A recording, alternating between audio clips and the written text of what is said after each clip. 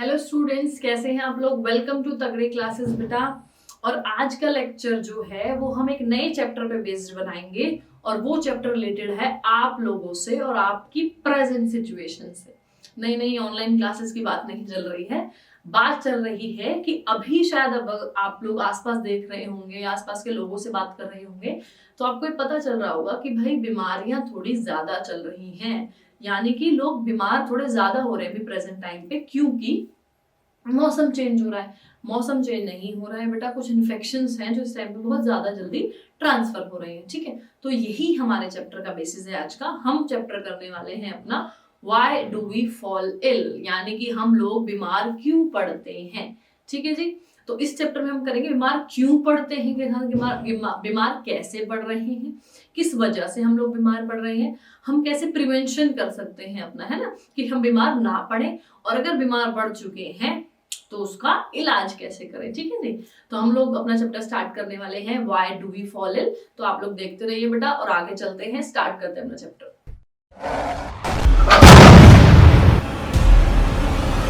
तो चलिए बेटा स्टार्ट करते हैं अपना लेक्चर। हमारे लेक्चर का नाम है, जैसे कि मैं आपको बता चुकी हूँ, हमारे लेक्चर का नाम है why do we fall ill. ठीक है जी, कि हम लोग जो है बीमार क्यों पड़ते हैं। Why do we fall ill, हम लोग बीमार क्यों पड़ते हैं। तो इसके बहुत सारे रीजंस हो सकते हैं बीमार होने के। हम में कोई भी इन्फेक्शन जो है वो इन्फेक्ट कर लेता है, कोई भी जर्म जो है बॉडी के अंदर एंटर कर गया, तो ये हम पढ़ेंगे इन चैप्टर में। और जो भी इन्फेक्शन हमें हो रहा है वो किस तरीके का इन्फेक्शन है, उससे हम किस तरीके से लड़ सकते हैं, या हम कैसे प्रिवेंट कर सकते हैं इल होने से या फिर बीमार होने से। ठीक है जी, तो चैप्टर है हमारा बेटा why do we fall ill, यानी कि हम लोग बीमार क्यों होते हैं। हमें रीजन पता होना चाहिए हमारी बॉडी के साथ अगर कुछ भी हो रहा है तो।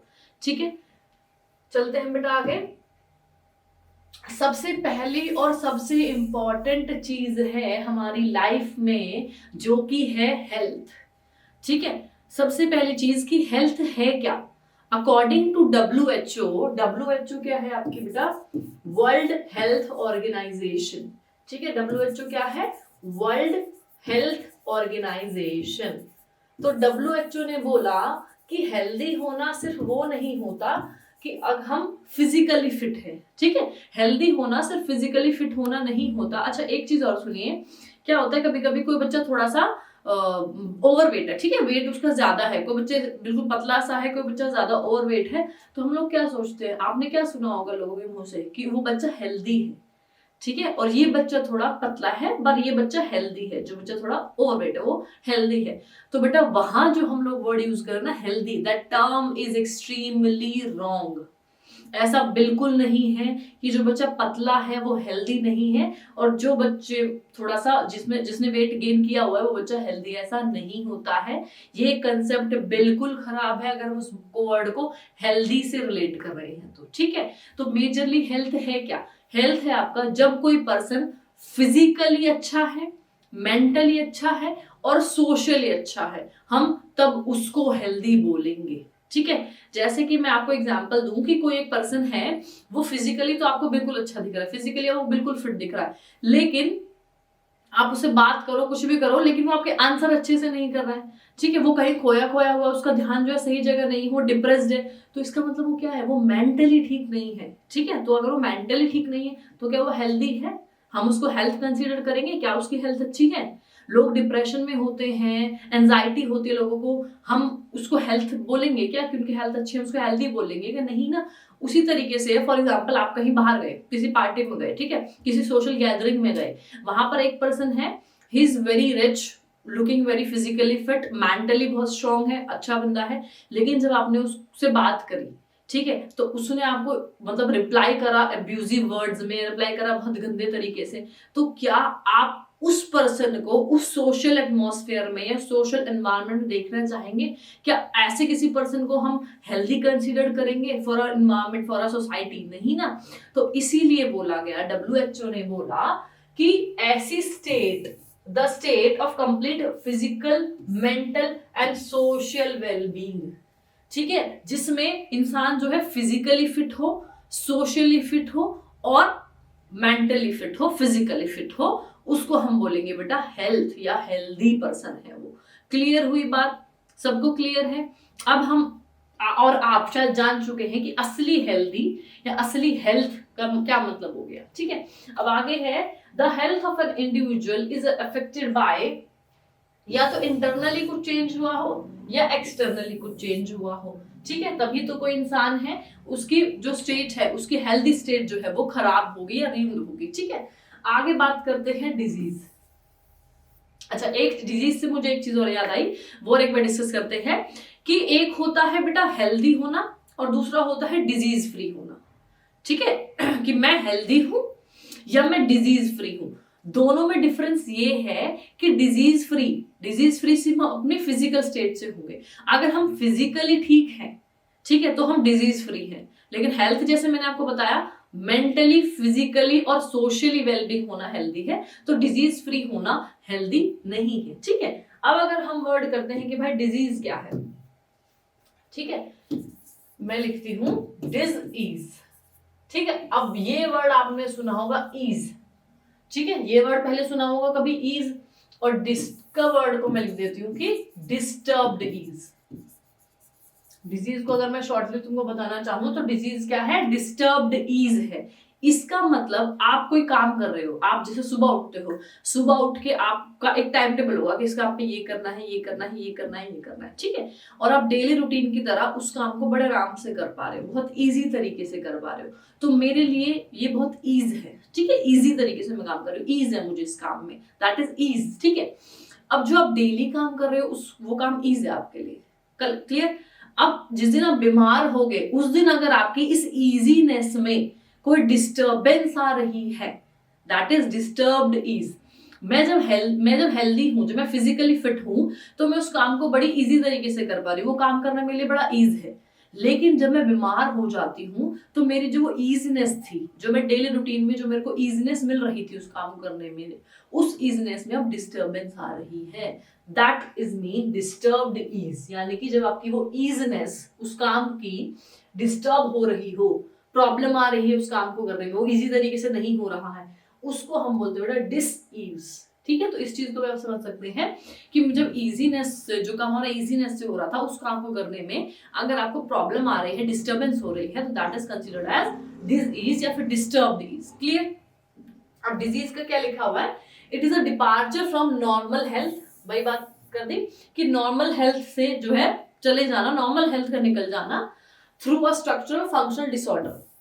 ठीक है, बॉडी की या तो स्ट्रक्चर में कोई दिक्कत आ रही हो या बॉडी की फंक्शनिंग में कोई दिक्कत आ रही हो और नॉर्मल हेल्थ वहां नहीं है, तो उसको हम बोलेंगे बेटा डिसीज। ठीक है, तो आपको जो इस वाले हमने अभी तक थोड़े बहुत किया है उसमें मैंने आपको बताया कि हेल्थ क्या होगी अकॉर्डिंग टू WHO। ठीक है, WHO ने, that is the organization of the health which is related to all the aspects related to health. ठीक है, तो WHO के अकॉर्डिंग हेल्थ का क्या मतलब है, WHO के अकॉर्डिंग हेल्थ क्या होती है, आप लोग समझ गए हैं। इसके बाद हमने किया कि डिजीज क्या होती है, हेल्थ क्या होती है, डिजीज क्या होती है, और difference between health and disease free. ठीक है, हेल्थ एक अलग चीज है और डिजीज फ्री होना एक अलग चीज है। इतना समझ आ गया है? ठीक है, आगे चले बेटा। अब हम करते हैं बच्चे कॉजेज ऑफ डिजीज, कि हमने बोला कि भाई डिजीज हो सकती है किसी भी तरीके से, वो हमारी बॉडी के फंक्शनल या स्ट्रक्चरल में अगर कोई चेंज आता है, कोई डिसऑर्डर आ रहा है, तो that is considered as a disease. लेकिन कॉजेज क्या क्या हो सकते हैं डिजीज के? कॉजेज हो सकते हैं बेटा, सबसे पहला कॉज है आपका इंट्रिंसिक या इंटरनल फैक्टर। ठीक है, इंट्रिंसिक या इंटरनल फैक्टर, और एक्सट्रिंसिक या एक्सटर्नल फैक्टर। जैसे कि हमने बताया कि बॉडी में कोई भी चेंज आ रहा है तो या तो बॉडी के इंटरनल फंक्शंस के अकॉर्डिंग आ रहा होगा, इंटरनल फंक्शंस की वजह से आ रहा होगा, या आउटर सराउंडिंग में कुछ हो रहा होगा। ठीक है, किसी को फीवर हो रहा है, कोल्ड हो रहा है, चिल हो रहा है, या कोई बीमारी हो रही है, तो या तो कोई ऐसा जर्म जो इन्फेक्शियस जर्म है बॉडी के अंदर गया है, बॉडी के अंदर उसने कुछ चेंजेस किए हैं, या बॉडी के बाहर की तरफ है ना, बाहर एनवायरमेंट में कोई चेंज आया है जिस वजह से वो पर्सन जो है ऐसा डिसऑर्डर वाला डिजीज फील कर रहा है। ठीक है, तो सबसे पहला फैक्टर आपका इंटरनल फैक्टर है, दूसरा आपका एक्सटर्नल फैक्टर है। ठीक है, इंटरनल में वही जो मैंने बताया आपको कि these are the disease causing factors which exist within the human body, जो ह्यूमन बॉडी में होंगे पहले से ही। जैसे कि आपके होते हैं जो आपके होते हैं जेनेटिक डिसऑर्डर जैसे कि बेटा हीमोफीलिया। ठीक है, जेनेटिक डिसऑर्डर जैसे कि हीमोफीलिया जेनेटिक डिसऑर्डर है, बॉडी में पहले से प्रेजेंट है। ठीक, दूसरा है आपका एक्सट्रिंसिक फैक्टर, एक्सटर्नल फैक्टर। जब बाहर से कोई ऑर्गेनिज्म बॉडी के अंदर जा रहा है तब वो उसको बीमार कर रहा है। These are the disease causing organism या disease causing factors, factors की बात करते हैं यहाँ पे, which enter the human body। enter कर रहा है मतलब बाहर से आ रहा होगा, enter मतलब बाहर था वो पहले और अब बॉडी के अंदर आ रहा है, ठीक है जी। enter the human body from outside and cause a disease। जैसे आपका मलेरिया करता है, मलेरिया कौन कर रहा है आपका बेटा, मलेरियल पैरासाइट, ठीक है। मलेरिया कौन कॉज कर रहा है आपका, मलेरियल पैरासाइट कॉज कर रहा है मलेरिया को, ठीक है जी। इसके बाद है आपका level of immediate cause. Level क्या क्या हो सकते हैं, एकदम से क्या क्या कॉज हो सकते हैं आपके इसके डिजीज के, ठीक है। तो लेवल करेंगे अलग, किस लेवल पे कौन सा इमीडिएट कॉज हम कर सकते हैं। सबसे पहला लेवल है, या मैं बोलूं कि प्राइमरी लेवल है। सबसे पहली चीज का हमें क्या ध्यान रखना चाहिए, प्राइमरी लेवल जो दिया हुआ है वो दिया हुआ है बैक्टीरिया या वायरस बॉडी में एंटर कर गए, ठीक है। सबसे पहले कोई भी डिजीज होने का सबसे पहला प्राइमरी लेवल, यानी कि कोई एक्सटर्नल चीज, एक्सटर्नल फैक्टर बॉडी के अंदर एंटर कर गया, तो क्या हुआ, बैक्टीरिया या वायरस। प्राइमरी लेवल क्या हो गया, बैक्टीरिया या वायरस। सेकेंडरी लेवल क्या हो सकता है कि हम खाना क्या खा रहे हैं, हमारी बॉडी का नरिशमेंट कैसा है, हमको न्यूट्रिशन कैसे मिल रहा है। न्यूट्रिशन नहीं मिल रहा होगा प्रॉपरली तो भी क्या होगा, एक लॉन्ग टर्म में जाकर कोई ना कोई बीमारी जरूर आपको होगी, कोई ना कोई डिसऑर्डर जरूर अफेक्ट करेगा, ठीक है। तो प्राइमरी लेवल हो गया कि तो डायरेक्टली बाहर से कोई माइक्रो ऑर्गेनिज्म आ गया बॉडी के अंदर, वो जर्म कॉज कर रहा है, इन्फेक्शन कॉज कर रहा है, ठीक है। सेकेंडरी कॉज क्या होगा, सेकेंडरी कॉज हो सकता है कि बेटा कि न्यूट्रिशन पूरा नहीं मिल पा रहा है, ठीक है। जब आप न्यूट्रिशन आपको पूरा नहीं मिलेगा, खाना आप ठीक से नहीं खा रहे हैं, तो वो दूसरा रीजन होता है, सेकेंडरी कॉज वो होगा। और थर्ड कॉज या टर्शियरी कॉज क्या होगा कि भाई इतनी पॉवर्टी है कि ना तो आपको नरिशमेंट मिल रही है, ना आपको हाइजीन मिल रहा है, ना आपको कोई मेडिकल फैसिलिटी मिल रही है, तो थर्ड लेवल है बेटा पॉवर्टी। तो ये कुछ लेवल ऑफ रीजंस हो सकते हैं जिसकी वजह से डिजीज हो सकती है, ठीक है। तो हमने करा सबसे पहले आपका इंटरनल फैक्टर जो ऑलरेडी बॉडी के अंदर होता है, उसके बाद हमने किया एक्सटर्नल फैक्टर जो बॉडी के बाहर से बॉडी के अंदर एंटर कर रहा है, और कुछ लेवल ऑफ फैक्टर्स जिसकी वजह से बीमारी हो सकती है अगर ये चीजें नहीं होती है तो। इतना समझ आया बेटा, कॉज ऑफ डिजीज क्लियर है सबको। आगे चलते हैं, इसके बाद है टाइप्स ऑफ डिजीजेस, ठीक है। यहाँ पर हम करेंगे types of disease, types of disease कैसे कैसे हो सकती है। तो टाइप्स ऑफ डिजीज का मैं बनाती हूँ एक बार, फिर मैं आपको एक बार डिटेल में समझाऊंगी, ठीक है बेटा। टाइप ऑफ डिजीज एक्यूट हो सकती है, क्रॉनिक हो सकती है और एक्वायर्ड हो सकती है,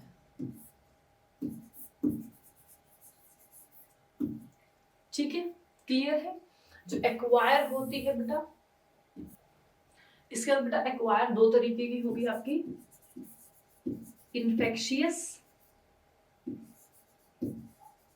ठीक है, या फिर आपकी नॉन इन्फेक्शियस, ठीक है। इनको हम डिटेल में करेंगे आगे, तो कोई दिक्कत नहीं है, ठीक है। वहां पे हम लोग डिटेल में कर देंगे। इन्फेक्शियस, या मैं इसको लिख सकती हूँ कम्युनिकेबल, सेम ये हो जाएगा बेटा नॉन कम्युनिकेबल, ठीक है। अब इन्फेक्शियस और आपकी कम्युनिकेबल भी दो तरीके की होगी, कॉन्टैजियस, यहां पर नॉन कॉन्टैजियस, क्लियर है। कॉन्टैजियस और नॉन कॉन्टैजियस हो जाएगी, ठीक। अब यहाँ पर नॉन इन्फेक्शियस में क्या क्या होगा, नॉन इन्फेक्शियस में हो सकता है बेटा आपका या तो मिनरल डेफिशिएंसी,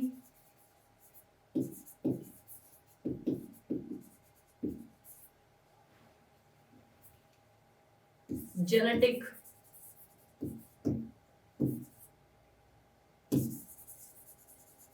पॉवर्टी, ठीक है। तो इस तरीके से कुछ टाइप ऑफ डिजीज हो सकती है। अब मैं टाइप ऑफ डिजीज में कराना शुरू करूं तो एक्यूट होगी, एक्यूट मतलब कि एक्यूट वर्ड है छोटा, यानी कि जो शॉर्ट टर्म की होंगी वो होंगे एक्यूट। ये डिटेल में हम आगे करेंगे आगे वाले स्लाइड्स में, ठीक है। एक्यूट का मतलब हो गई शॉर्ट टर्म, क्रॉनिक का मतलब होगी बेटा लॉन्ग टर्म की जो होगी, एक्वायर का मतलब होता है जो हमें बाद में मिली है कहीं से, ठीक है। मैं बोलूंगी जो हमने रिसीव करी है, ठीक है। जो हमने एक्वायर का मतलब है जो हमें मिली है, ठीक है। अब मिली वाली में भी इन्फेक्शियस हो सकती है। इन्फेक्शियस का मतलब है जो ट्रांसफर हो रही है, इन्फेक्शियस का मतलब है जो ट्रांसफर हो रही है, ठीक है। नॉन इन्फेक्शियस मतलब कि जो एक से दूसरे में ट्रांसफर नहीं हो सकती, क्रॉस लगा दिया है, ट्रांसफर नहीं हो सकती, ठीक है। अब इसमें जो चीज समझने की है, कॉन्टैजियस और नॉन कॉन्टैजियस है, ठीक है।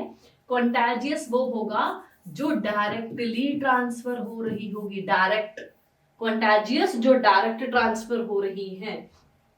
नॉन कॉन्टैजियस होगी बेटा जो इनडायरेक्ट ट्रांसफर हो रही हैं, जो डायरेक्ट ट्रांसफर नहीं होगी। क्लियर है। और बाकी ये तो कुछ सिम्टम्स होंगे नॉन इन्फेक्शियस के, मिनरल्स की कमी है तो नहीं आया, खाना नहीं खाया तो नहीं आया, पॉवर्टी है तो नहीं है, जेनेटिक डिसऑर्डर है वो, तो इसमें तो वो वाले पार्ट आ गए। तो टाइप्स ऑफ डिजीज का एक स्कीमेटिक चार्ट बना जिसमें है आपके एक्यूट है, क्रॉनिक है, एक्वायर है, ठीक है। एक्वायर में इन्फेक्शियस और नॉन इन्फेक्शियस है। इन्फेक्शियस में बेटा कॉन्टैजियस और नॉन कॉन्टैजियस है, ठीक है। इतना समझ आ गया है टाइप्स ऑफ डिजीजेस आप लोगों को। आगे चलते हैं बच्चे जी। तो मैंने बताया था कि हम एक्सप्लेन कराएंगे एक एक आपके डिजीज को या डिसऑर्डर को। सबसे पहला है बेटा एक्यूट डिजीज, ठीक है। जैसे कि मैंने आपको बताया कि बहुत शॉर्ट टर्म के लिए होगी और जल्दी भी हो जाएगी, जल्दी ठीक भी हो जाएगी, ठीक है। कोई बहुत जल्दी से बीमारी लग गई, बहुत जल्दी ठीक हो, उसको बहुत लॉन्ग इफेक्ट नहीं है हेल्थ पे या बॉडी पे, बहुत ज्यादा हैवी इफेक्ट नहीं पड़ेगा। एक्यूट वर्ड का मतलब भी छोटा ही कुछ होता है। Disease in which the symptoms are quickly visible, symptoms बहुत जल्दी विजिबल होंगे, and last for a shorter duration, और बहुत छोटे ड्यूरेशन के लिए होंगी, बहुत जल्दी ठीक हो जाएगी इसका मतलब, ठीक है। और बहुत एडवर्स इफेक्ट भी उसका बॉडी पर नहीं होता है। एग्जाम्पल आएंगे बेटा कॉमन कोल्ड, मलेरिया, ठीक है। कॉमन कोल्ड और मलेरिया हो गया। एक्यूट समझ आया, एक्यूट मतलब ऐसे डिसऑर्डर जो बहुत छोटे टाइम के लिए होंगे और जो बॉडी पर ज्यादा बुरा इफेक्ट नहीं दिखाएंगे, ठीक है। इसके बाद है बेटा दूसरा number chronic disease. Chronic disease which are long term, ये शॉर्ट टर्म है, ठीक है। ये बेटा लॉन्ग टर्म है with their symptoms lasting for months और ईयर्स, जो कि जिसके सिम्टम्स सालों तक भी हो सकते हैं, ठीक है। इसमें एग्जांपल आएगा एलिफेंटाइसिस एंड ट्यूबरक्यूलोसिस, एलिफेंटाइसिस और टीबी, ट्यूबरक्यूलोसिस, टीबी। तो ऐसी बीमारियां जो लॉन्ग टर्म के लिए होती हैं, कई महीनों तक रहेंगी, वो ठीक भी नहीं हो पाएंगी, और मेरे अकॉर्डिंग तो वो ठीक भी हो जाती है तो वो बॉडी पे बहुत ज्यादा इफेक्ट दिखा देती हैं तब तक जब तक वो ऑलरेडी बॉडी में रहती है, ठीक है। तो इसमें एग्जांपल है टीबी और एलिफेंटाइसिस, ठीक है। आपका थर्ड डिसऑर्डर है बच्चे एक्वायर्ड डिजीज, ठीक है। The third one is acquired disease, disease which develop after birth. Acquire का मतलब क्या, ली गई है, एक्वायर का मतलब किसी से ली गई है, तो जो आफ्टर बर्थ हमने रिसीव करी है जिससे भी, उनको हम एक्वायर्ड डिजीज बोल सकते हैं। जो बीमारियां हमने किसी से ली हैं आफ्टर बर्थ, हमारे पास पहले से नहीं थी, जेनेटिक नहीं थी, इनहेरिटेड नहीं थी, बाहर से जो हमने ली हैं, वो होंगी आपकी एक्वायर्ड डिजीज। क्लियर हुआ। इन वाले बीमारियों में भाई है ना, जो बीमारी एक मतलब पेरेंट्स से नेक्स्ट प्रोजेनी में ट्रांसफर होती रहती है, एक्वायर में आपकी वो वाली बीमारी आएंगी, ठीक है बेटा। क्लियर है। आगे चलते हैं। अब है means of spread of infectious disease, ठीक है। मैंने किया कि इन्फेक्शियस डिजीज जो है वो ट्रांसफर होती है दो तरीके से। इन्फेक्शियस में हमने दो पार्ट किए ना, कॉन्टैजियस और नॉन कॉन्टैजियस, यानी कि इसका मतलब है डायरेक्ट और इनडायरेक्ट, ठीक है। कुछ जो बिल्कुल डायरेक्ट तरीके से ट्रांसफर करा रहे होंगे, जो इनडायरेक्ट तरीके से ट्रांसफर हो रहे होंगे, वो होगी आपकी इनडायरेक्ट। क्लियर है बेटे। तो मीन्स ऑफ स्प्रेड हम इन्फेक्शियस का करेंगे। अच्छा, इससे पहले हमारा एक पोर्शन आएगा कि एक बड़ा सा लॉन्ग टर्म में डिफरेंस आता है बेटा, मतलब डिफरेंस जिसमें जो इस चैप्टर में जरूर आएगा ही आएगा, वो होता है इन्फेक्शियस और नॉन इन्फेक्शियस का डिफरेंस, या फिर कम्युनिकेबल और नॉन कम्युनिकेबल का ये डिसऑर्डर का डिफरेंस, ठीक है। तो इन दोनों का डिफरेंस जो है, जब हम लेक्चर बनाएंगे अपना क्वेश्चन बैंक वाला लेक्चर बनाएंगे कि इस चैप्टर के क्वेश्चन जहां पे हम डालेंगे, तो वो क्वेश्चन मतलब ये वाला क्वेश्चन इंपॉर्टेंट है, आता ही आता है, तो इसलिए ये वाला पोर्शन जो है वो मैं एज अ क्वेश्चन ही कराऊंगी और अपने क्वेश्चन बैंक वाले लेक्चर में, ठीक है। तो आप उसको जाकर देख सकते हैं अगर आपको इन्फेक्शियस और नॉन इन्फेक्शियस का डिफरेंस चाहिए तो, ठीक है जी। तो स्प्रेड ऑफ इन्फेक्शियस डिजीज कैसे कैसे स्प्रेड हो सकते हैं। एयरबॉर्न यानी कि हवा के थ्रू, वाटर बॉर्न यानी पानी के थ्रू, फूड बॉर्न यानी खाने के थ्रू, ठीक है। इतना समझ आया। एयरबॉर्न कैसे, यानी कि कुछ हम क्या, जैसे फॉर एग्जांपल हमारी बॉडी के अंदर कुछ इन्फेक्शन है, कोई जर्म है, हम छींकेंगे, स्नीज कर रहे हैं, बोल रहे हैं, फॉर एग्जांपल कोई भी हमारे मुंह से जो है वो वाटर के ड्रॉपलेट है, एयर के ड्रॉपलेट बाहर चले गए, वाटर ड्रॉपलेट, वो वाटर ड्रॉपलेट बाहर पानी उसमें एयर में मिक्स हो जाएंगे, एयर में मिक्स होने के बाद वो किसी दूसरे पर्सन के बॉडी के अंदर इनहेल हो जाएंगे, वो आपके एयरबॉर्न डिजीज होती है। क्लियर है, एयरबॉर्न डिजीज होती है। तो स्प्रेड थ्रू एयर, एयर के थ्रू स्प्रेड होगी।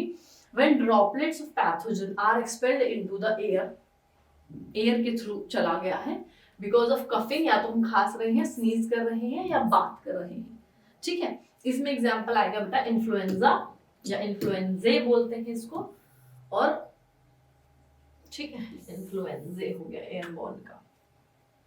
कॉमन कोल्ड भी इसमें आ जाएगा, ठीक है। आगे है वाटर बॉर्न, जो पानी से हो रही होंगी। पानी से कैसे हो रही होंगी, हमारा कोई भी पैथोजन है और वो जो है पानी में मिक्स हो गया जाके, और पानी को हमने पी लिया है, झूठा पानी कर देना, जैसे ना कोई बीमार है उसने पानी पी लिया है, वो उसके जो जर्म्स होंगे उसमें चले गए, वो सेम वाटर किसी और ने पी लिया है, या वो पानी कहीं ज्यादा बड़ी जगह, मतलब ज्यादा पानी में मिक्स कर दिया और वो पानी किसी और ने क्या कर लिया है, ले लिया, इनहेल कर लिया है, तो वो भी आपका वाटर बॉर्न होगी, ठीक है। वाटर बॉर्न में आएगा caused by consumption of contaminated water, गंदा पानी कंटामिनेटेड वाटर से हो रहा होगा। एग्जांपल है typhoid, fever, cholera, hepatitis B, ये भी किससे हो रही है, वाटर बॉर्न डिजीज है बेटा, ये भी पानी के थ्रू होती है। आगे फूड बॉर्न डिजीज, खाने से जो हो रही है, सेम है, खाना, गंदा खाना, जैसे कभी कभी कोई बीमारी हो जाती है, कि बीमारी भी मेजरली मैं बताती हूँ क्या है, कोई जर्म्स है, एयर में है, वाटर में, फूड में, कहीं भी मक्खियां बैठती हैं उन पे घर पे, ठीक है। आप लोगों ने देखा हो घर में मक्खी आ रही है, हम लोग इतना ज्यादा उसको अवॉइड नहीं करते कि ठीक है बैठ गई होगी, उड़ा दी, लेकिन होता क्या है बेटा, वो मक्खी कहाँ से आ रही है, किस जगह से बैठकर आ रही है, वो हमें नहीं पता होता, ठीक है।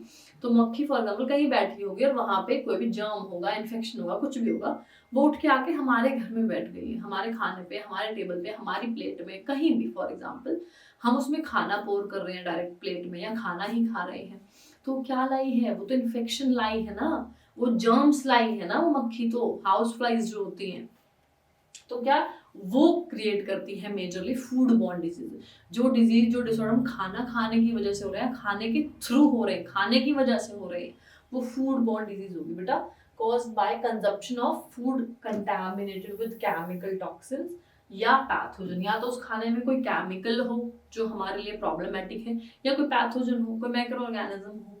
एग्जाम्पल ट्राइकोनोसिस और टेनियसिस, ठीक है। क्लियर है, इतनी बात समझ आई बेटे, इतना ठीक है। ये हमारे कुछ टाइप्स ऑफ डिजीजेस थी कि डिजीज कैसे कैसे ट्रांसफर हो सकती हैं, ठीक है जी। इसके बाद अगला है आपका vector borne disease, sexually transmitted disease और फॉर्मेटेड बॉर्न डिजीज, ठीक है।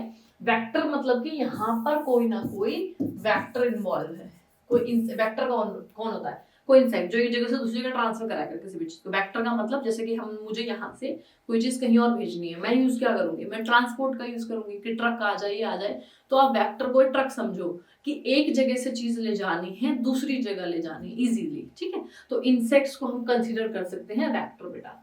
Caused by pathogen transmitted by vector such as insect हो गए, टिक्स हो गए, छोटे छोटे कीड़े हो गए हैं। एग्जाम्पल है इसमें मलेरिया, एलिफेंटाइसिस, ठीक है, ये आपकी वेक्टर बॉर्न डिजीज होंगी। अगला है सेक्सुअली ट्रांसमिटेड। सेक्सुअली ट्रांसमिटेड सिर्फ और सिर्फ सेक्सुअल कांटेक्ट से ही ट्रांसफर हो सकती है, फिजिकल कांटेक्ट से ही। Physical contact not mere touch, मैं नॉर्मल टच की बात नहीं कर रही हूँ, जो सेक्सुअल कांटेक्ट से ही ट्रांसफर होगी वो आपकी सेक्सुअली ट्रांसमिटेड डिजीजेस होगी, ठीक है। Caused by sexual transmitted that is AIDS और सिफिलिस, ठीक है। इसमें क्या आएंगे बेटा, एड्स आएगी और सिफिलिस आएगी। एड्स आपने काफी बार सुना होगा, तो एड्स वाला हम थोड़ा डिटेल में पढ़ेंगे भी अपने पोर्शन में, जो हमें चैप्टर कवर करेंगे, ठीक है। एड्स और सिफिलिस आपका एसटीडीज है, सेक्सुअली ट्रांसमिटेड डिजीज होगी। लास्ट है फॉर्माइट बॉर्न डिजीज, ठीक है। फॉर्माइट डिजीज ऐसी होती है जो ट्रांसफर हो रही है किसी लिविंग ऑर्गेनिज्म से नहीं, कोई नॉन लिविंग थिंग है, कोई चीज है वो पड़ी हुई है, उसको बार बार कोई टच कर रहा है। जो छोटे बच्चे है ना, छोटे बच्चे को आप कोई भी चीज हो, खेलने की हो, खाने की हो, कोई भी चीज हो, वो सबसे पहले उसको अपने मुंह में लेना स्टार्ट करता है ना। क्यों? क्योंकि उस टाइम पे उसको सेटिस्फेक्शन, दांत निकल रहे होते हैं, जो भी है, तो ये चीज है। अब उसी तरीके से वो नॉन लिविंग चीज है ना, उस बच्चे को क्या पता उस पर कोई इन्फेक्शन हो, कोई पैथोजन हो, कुछ भी हो। तो इस तरीके से अगर नॉन लिविंग चीज की वजह से कोई भी चीज ट्रांसफर हो रही है, कोई भी चीज का मतलब कोई पैथोजन, कोई इन्फेक्शन ट्रांसफर हो रहा है एक पर्सन की बॉडी के अंदर, उसको हम फॉर्माइड बॉर्न डिजीज बोलेंगे, ठीक है। Caused by pathogen present on inanimate object, जैसे कि क्लोथिंग हो गई, बेडिंग हो गई, इन्फेक्टेड पीपल का यूज किया हुआ, कॉम यूज नहीं करते इन्फेक्टेड लोगों का, तो वो चीजें जो उनसे चीजों से जो हो रही है वो आपकी फॉर्माइड बॉर्न होगी, जैसे स्कैबीज और रिंगवॉर्म। ठीक है बच्चे, इतना समझ आया। तो हमने कर ली है डिजीजेस जो किस तरीके से ट्रांसफर हो सकती हैं। आप लोगों को जो है थोड़ा वेट करना पड़ेगा इसके नेक्स्ट पार्ट के लिए, जो बाकी का चैप्टर्स है वो अपने नेक्स्ट लेक्चर में डालेंगे। तब तक आप ये वाला जो लेक्चर है पढ़ते रहिए, रिवाइज करते रहिए, और अगर इसमें कोई भी डाउट है, ऐसा लगता है कोई चीज़ नहीं समझ आई है, कोई चीज़ ज़्यादा डिटेल में समझाने की ज़रूरत है, वर्ड चेंज करके समझाने की ज़रूरत है, तो आप लोग बिल्कुल क्या कर सकते हैं, कमेंट में मेंशन कर सकते हैं बेटा जी। ओके जी, तो keep learning, revising and evolving. Thank you.